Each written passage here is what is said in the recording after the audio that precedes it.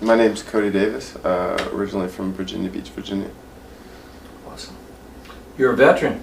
Same. When were you in the service? 2008 to 2012. Where did you serve? I served in Afghanistan. It was supposed to be a 7-month deployment, turned out to be like 8.5.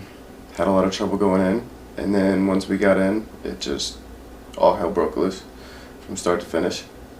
Really? Tell me a little about what your experiences were.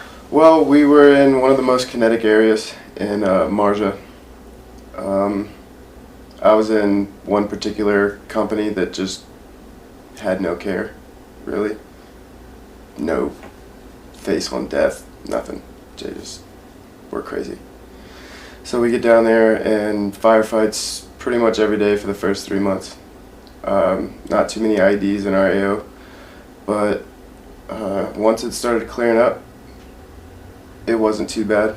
We secured our AO, and then about 6 months into deployment, got pushed to Sangin, which was another AO just outside of ours that another battalion was just getting destroyed at, so we had to go and help them out. Tell me what that was like. It was different because it was totally against everything that we were trained and what we had done, but since we had secured our whole AO, they had sent our company down and had us review everything that they had done and what they were changing or what they were doing, and it turned out that they weren't changing any of their TTOs or any of their tactical measures, nothing. So once we got in there, we kind of had to do a full takeover, and we just started doing different patrols in different directions and securing the AO as quick as we possibly could. So we were there about 2 months, and that's where we lost the majority of our people in our company. Okay, now for somebody outside the military, what are we actually talking about here? Like, okay, so you put battalions in different areas of the country, and you tell them to secure it. So you go in, you completely, it's like standing on line and walking all the way through that part of the country and making sure that there's no threat anymore. So when they couldn't accomplish that, and we had already done that ahead of schedule, they had put other Marines here to secure this area while we left, and we went to go secure their area.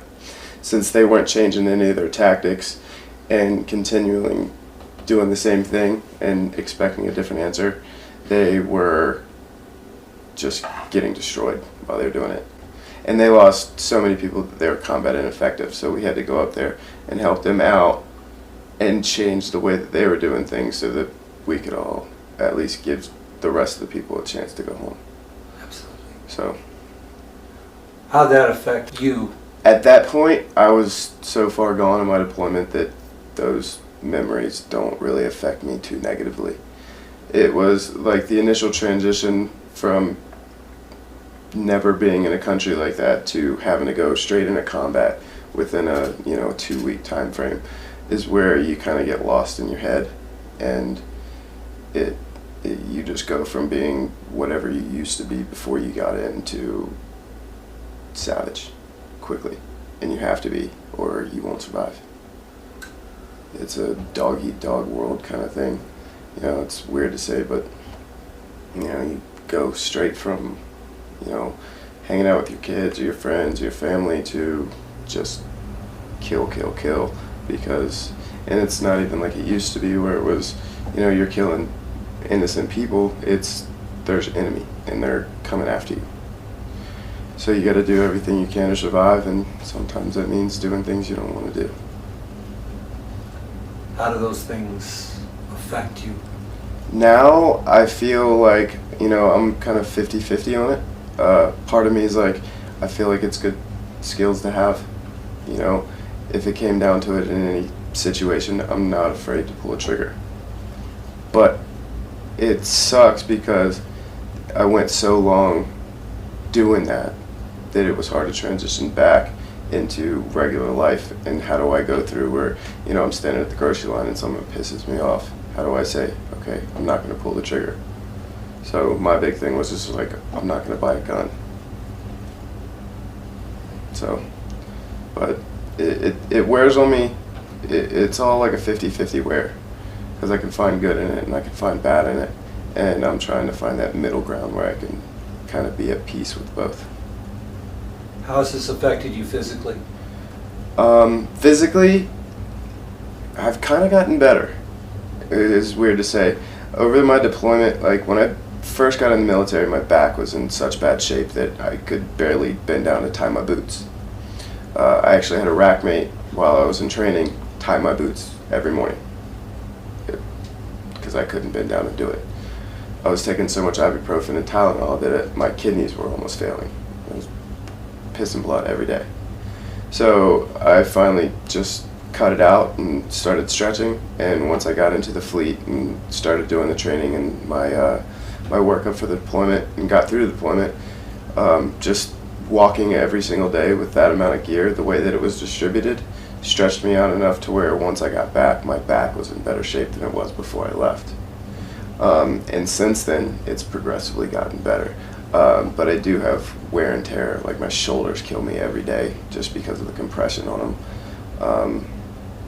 My chest hurts every now and then from a bullet casing. And You were wounded. I got hit in the sappies in my plates, but I didn't get decommissioned because they did their job. Okay. What was that hit you? 7.62.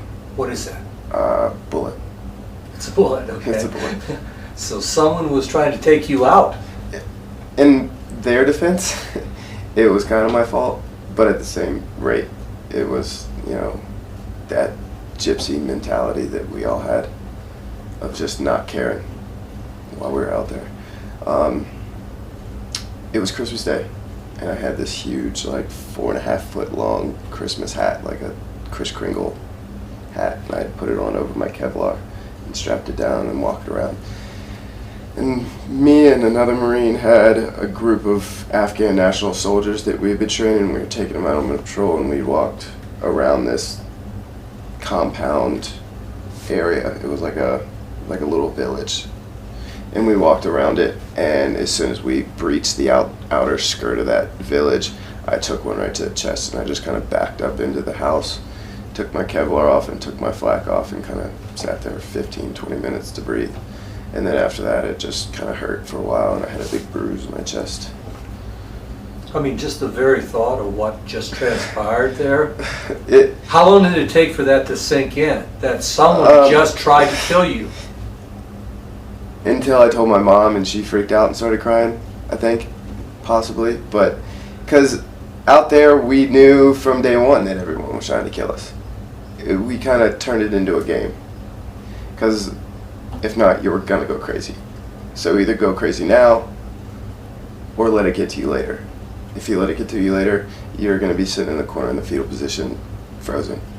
If you just kind of make yourself crazy, you're gonna want to go out there and get shot at, because you're gonna want to shoot at them too. They're playing the same game that we are. We just got really cold really fast and decided that it was the only way to make it out of here still breathing. And then, that's why we have doctors when we get back. That was our whole mentality. Like, That doesn't quite work out like that, does it? not quite. Not quite, because we all figured we could just go talk to somebody. But on the way back, it was different, because we all do our transition paperwork to say, do we have symptoms? Are we having nightmares? Are we having trouble sleeping, anxiety problems? Do you think you'll have a problem when we get back to the States? We did this whole questionnaire before we left Afghanistan. Everybody answered the same way, because everybody knew that if we didn't, they would hold us and let us go on leave. No one wanted that. We'd just been in a country for 8.5 months. We wanted to go home. So that was, that's pretty much how every battalion works. Except for ones that are forced before. They don't even have to take the questionnaire. They're going, and they're going to get into a 90-day PTSD clinic. Like, they're not going to be able to go anywhere for 90 days, because they'll be on suicide watch, everything, for 90 days. There's some battalions that have done that. Ours didn't. How did you find out that cannabis could help you? When I was on post-deployment leave. I've always been a smoker. I had stopped when I joined the military, and it was And then I went through all my training. So it was a good year and a half or so of boot camp training and everything before I got to my workup for the deployment. Went through the whole deployment, and I don't know if I could say if I smoked over there or not, but we smoked over there because we all thought that if we died, we're dying happy. And I'm not going to die for a country that's making me doing something that we don't ever know is right or not. So we all hung out with the Afghans and got our own herb and hash and different things out there that, you know, when we were off of patrol and off of post, that we had our, you know, our little R&R time on patrol bases, that we would just sit down and relieve some of that stress or be able to sleep, because we haven't slept in so long that we're just so wired that we can't fall back asleep. So the cannabis helped you sleep? Absolutely, absolutely. I would use most nights that I didn't have anything to do. If I knew that we didn't have to wake up at, you know, dark 30 to go on a, you know, 13-hour mission, any of those, when it was just, okay, this is my night, go grab a couple Pop-Tarts, Gatorade, smoke a hash stick, fall asleep, make it to the next day. How did that affect you the next morning when you woke up? Great. I mean, I felt rested. I felt like, you know, I could go up and go into another day of combat. It helped relieve that little bit of stress and that little bit of to have wiggle room for, okay, now I'm ready. I can go. You know, let's go shoot at people. Let's go run and do the things we've been doing.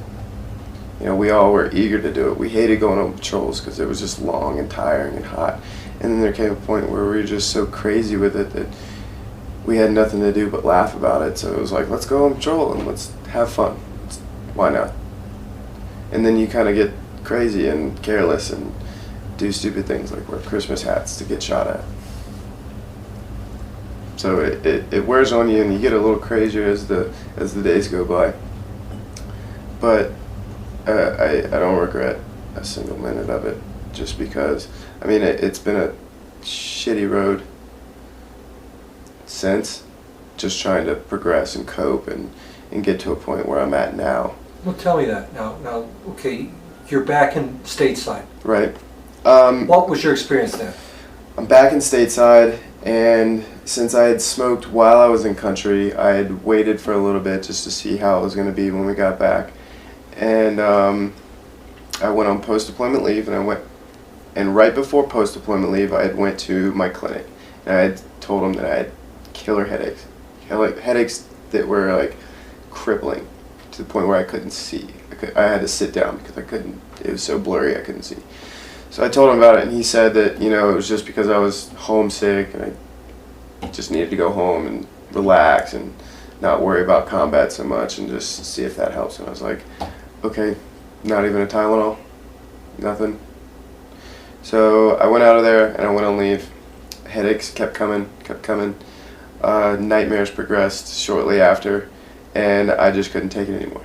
So I went and I used, and came back. I failed my urinalysis upon arrival. About 2 weeks later, I got court-martialed, sent to the brig. I spent 30 days in the brig. And all for using cannabis? All for using cannabis. Now, since it was such a quick turnover from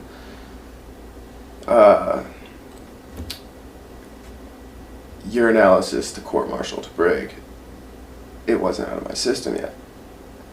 So by the time I got to the brig, I got another urinalysis while I was in the brig. Failed that one too. So as soon as I got out of the brig, I got held at the battalion office and sent back to the brig 4 days later for another 7-day stint. And then got out of that, and that was a pre-trial agreement that they had worked up or something.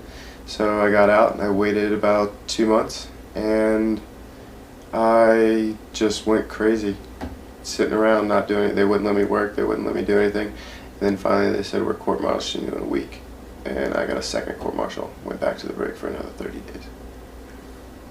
And then got out of that one, and finally decided that it's time to just kind of move them. I didn't stop smoking. I said, screw this. There's nothing more you can do. They took my rank twice, to the point where I didn't even wear my name tapes on my uniform or rank or anything. I just wore plain green camis everywhere. How did that make you feel? There was a part of me that made me feel real small, like how much I had accomplished and how much I was being treated like. You know, it was really, but I hadn't really gotten any treatment since Afghanistan, any real treatment, so I was still in that crazy kind of like, okay, you want to play games? We'll play games. So you don't want to let me out, I'll force you to let me out. You don't want to diagnose me properly, I'll just act so goddamn crazy that you're going to say, either we diagnose him, get him out and do this properly, or we kick him to the fucking curb and make sure he doesn't call CNN. Because that was some of the stuff that I was telling him. I said, if you don't get me out of here within the next 2 weeks, I will put CNN on your fucking front doorstep and you're going to tell them exactly what you need to tell them. And I got really angry and I was really pissed off all the time. To the point where I was so pissed off and so crazy and done with it that it was like that psychotic giggling, you know what I'm saying? You just sit there and you're like, okay, how can I fuck with them now? So I just played games with them until they were like, okay, we don't want you anywhere near our office, we don't want you anywhere near, to the point where I could just hang out in my room and not be bothered. At least you're going to keep me here. I'm going to sit here in solitude like I want to be, away from people, away from noises, and away from whatever. I'm going to sit here, I'm going to smoke in peace, and you're not going to give me shit about it. There's nothing more you can do to me. So I got really ballsy and really just belligerent and didn't care until they let me out. And even the last like 2 weeks of them trying to let me out, it was a struggle. I was screaming at majors, people way over my rank that they shouldn't have been letting me yell at. It was just a mess. So I finally got out and it was just the biggest, it was probably the best day of my life, I think. Just because it was a year and a half after I had already been court-martialed for the very first time. Like it took that long for them to get me out. And when I finally got out, I almost cried. I drove back and I haven't been back since. How long have you been out now? It was 2014, 2 years this past April. How's your life changed since then? Since then, I've been through my ups and downs. Hospitalized once. What kind of medications have you been on? I started out, when I first got out, I got my very first PTSD diagnosis from an actual qualified doctor. And then they put me on a Fexer. It was like a Venlafaxine something or other. It was supposed to be a mood stabilizer. And it kind of made me feel like, when I first started taking it, it made me feel giddy, like I had a tic. And then it would kind of level itself out. And then I just started having some weird adverse reactions. So I went back to the doctor and I said, this is how I'm feeling, this is what I'm going through, and he upped my dosage. Once that happened, it just went, shit hit the fan quickly, to the point where it was just toxic at home and toxic everywhere else. The only place I could go really was work, because it was just me and my boss, and all I had to do was sit there and grind my fingers to the bone doing mindless work. You say toxic, what do you mean? Like, at home I was with my ex and her child. She wasn't really good for me to begin with. She taunted and did things that, like, woke me up in the middle of the night abruptly, things that you just don't really do to a combat veteran that idiots know. Clearly she wasn't to that level. But it got to the point where she was testing my boundaries and my morals, and it got so heavy that, like, I stormed out of the house and I drove away and I never came back. And my mom got so distraught over the situation that she called the cops because she thought that I was going to hurt myself. was like, if anybody's going to get hurt, it's going to be her. And it just turned out to be like a bad day. And I spent 3 days in a mental hospital. Worked me out a little bit, kind of came to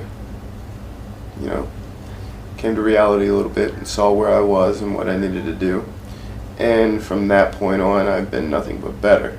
They put me on Seroquel there, which is the only medication that I've ever really had that mellowed me, kept me at a level playing field to where, like when I was in the hospital, they gave me high doses. I was sitting in the corner like a monkey with a box, just not doing shit. And then when I got out, I got really minor doses. And when that happened, I was just all day long, level, calm, and fine. And then I realized quickly that it's a really dependent drug. The time I went to the hospital to the time I quit taking the Seroquel was probably about a month and a half, 2 months. And I hadn't smoked from point A to point B to figure it out, so that I had no other chemicals in my system to see if this medicine was going to be the one that helped me. And I just didn't like it, threw it all away, and I've been using cannabis ever since. Using cannabis ever since? Yes. And nothing else. Nothing else at all? I don't even take Tylenol. So how's that been working out for you? Wonderfully. I mean, I can tell now, since I've been in the state of Colorado over the last 4 months, that it depends on what I smoke and how much I smoke. I'm working more on my levels and my dosage and what I dose myself with at any given point in the day. Okay, this is really important for other veterans like yourself out there. Right, like in the house, we have 2 veterans, and we're completely different in how we smoke. One smokes sativas all day long, and can be, because he has more of a depression side. I have more of an anxious side, so I have to have something that mellows me out, something more. I have to be grounded, so I'm like not thinking too fast or thinking too slow. It kind of brings me to the middle, and I'm good. So my heavy sativas, I don't really like unless it's kind of a mix, because I can do that before work, feel okay, feel the relief of pain and anxiety that I need, but not put me to sleep. And then when I get home, I like 100% indica so that I don't have any problem falling asleep. And if I don't have a problem falling asleep, I don't have a problem staying asleep.